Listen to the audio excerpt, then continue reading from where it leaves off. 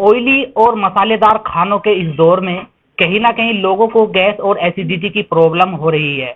इस प्रॉब्लम से निजात पाने के लिए आखिरकार वे खुद ही कुछ ना कुछ घरेलू उपाय करते रहते हैं, लेकिन डॉक्टर के पास नहीं जाते हैं, जिसके बाद उन्हें और भी बीमारी उत्पन्न हो जाती है। उन बीमारियों का उन्हें सामना करना पड़ता है।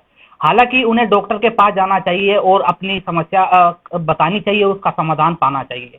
हमारे साथ मुजफ्फरनगर डिस्ट्रिक्ट हॉस्पिटल में कार्यरत डॉक्टर योगेंद्र तिरखा जी मौजूद हैं। इनसे जानकारी करेंगे और ये बारीकी से हमें बताएंगे कि एसिडिटी और गैस से क्या प्रॉब्लम होती है, क्या कारण इसके होते हैं, क्या इसके लक्षण होते हैं। बहुत सारे सवाल हम इनसे करेंगे। सबसे पहले तो डॉक्टर साहब, आपका खुद न्यूज में स्वागत है। धन्यवाद। तो एसिडिटी और गैस क्या है, सबसे पहले मेरा सवाल। एसिडिटी और गैस जब हम खाना खाते हैं और जब खाना डाइजेस्ट नहीं हो पाता है, हजम नहीं हो पाता है और वो पेट में जाके जब सड़ता है तो उसकी वजह से जो बैक्टीरिया उसमें होते हैं वो गैस पैदा करते हैं। उसकी वजह से डकार आना, पेट में भारीपन आना, उसको हम गैस और एसिडिटी कहते हैं। तो एसिडिटी और जो गैस है, इसके क्या लक्षण होते हैं?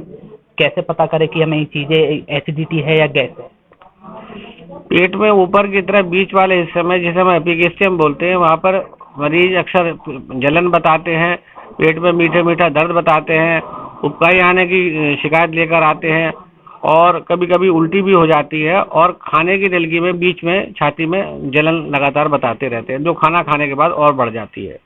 तो क्या कारण है जो गैस और एसिडिटी का लोग शिकार हो रहे हैं लगातार? एसिडिटी के दो मुख्यतः कारण होते हैं। जो लोग बहुत एंग्शियस होते हैं, जिनकी लाइफ बहुत फास्ट होती है, हरी एंड वरी वाली होती है, उनमें एसिड ज़्यादा बनने की शिकायतें होती है। और दूसरा, जो फास्ट फूड और मिर्च मसाले वाली चीज़ें ज़्यादा खाते हैं, उनमें एसिड बनने की ज़्यादा शिकायतें होती हैं। तो उसके लिए मेरा यही सब लोगों से कहना है कि एक तो ताज़ा खाना खाएं और खाने में मिर्च मसाले और ज़्यादा तली हुई चीज़ों का सेवन कम करें और फलों का सेवन ज़्यादा करें और पानी खूब पिएं। और कम से कम रात के खाने से और सोने समय कम से कम 3-4 घंटे का अंतर होना चाहिए, ताकि खाना खाने के बाद अगर हम सो जाएंगे तो सारा खाना वापस खाने की नलकी में थोड़ा सा एसिड के साथ आ जाता है, जिससे जलन और बढ़ जाती है। अगर एसिडिटी हो रही है और गैस हो रही है, तो कौन कौन से फल हैं या कौन सी खाना है जिनको लोगों को इस्तेमाल करना चाहिए, खाना चाहिए? खाने में आप सब कुछ खा सकते हैं, लेकिन उसमें मिर्च और जो मसालों की मात्रा है वो थोड़ी सी कम रखें और पूरी पराठों का सेवन थोड़ा कम करें। गैस और एसिडिटी में क्या दोनों में अंतर है? गैस जो पेशेंट बताते हैं उसका मतलब ये है कि पेट में जब हवा बनती है उसमें आंतों में स्ट्रेच की वजह से पेट भारी भारी लगने लगता है और पेट फूल सा जाता है। और एसिडिटी में पेट में और खाने की नलकी में जलन पैदा होती है।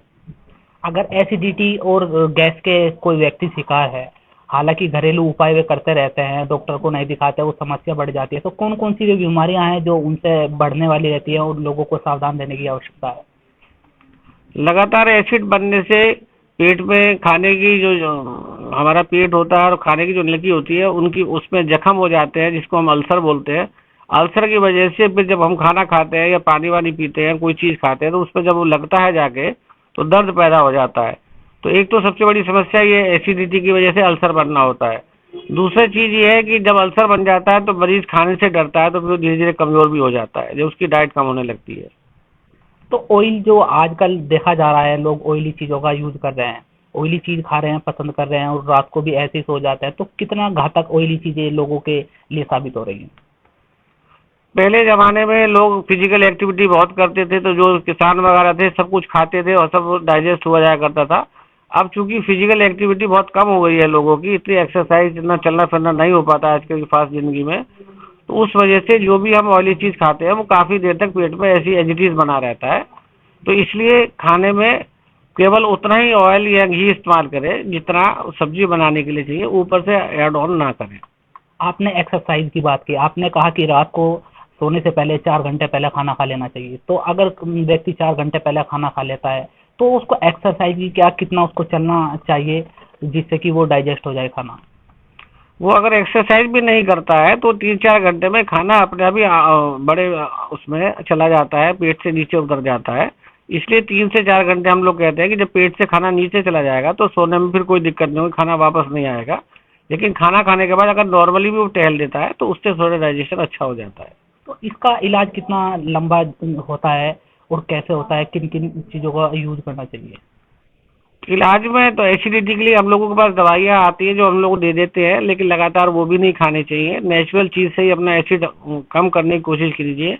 उसके लिए जैसे मैंने बताया, फास्ट फूड का सेवन कम करें, हरी सब्जी ज़्यादा खाएं, फ्रूट्स का इस्तेमाल करें, बहुत ज़्यादा गर्म चीज़ें ना खाएं, ऑयली चीज़ें ना खाएं। अगर हम इन चीज़ों का सेवन कम करेंगे तो एसिड अपने आप ही कम बनेगा। तो लोगों को क्या संदेश देना चाहेंगे आप हमारे चैनल के माध्यम से? लोगों को संदेश यही है, वही आजकल के ज़माने में सब कुछ फास्ट फूड जो बाज़ारों में मिल रहा है, सब लोग खाते हैं, बच्चे तो बहुत प्रेफर करते हैं। खा लीजिए, एक तो लगातार इसका सेवन ना करें और लगातार पूड़ी पराठे वगैरह ना खाएं। लगातार के मतलब है कि रोज ही घरों में जैसे बन रहा है तो दिक्कत कर सकता है। और सब्जियां हरी खूब खाएं और फलों का सेवन करें। ठीक है, ये हमारे साथ है डॉक्टर योगेंद्र तिरखा, जिला अस्पताल मुजफ्फरनगर में कार्यरत हैं और अपनी सेवाएं दे रहे हैं।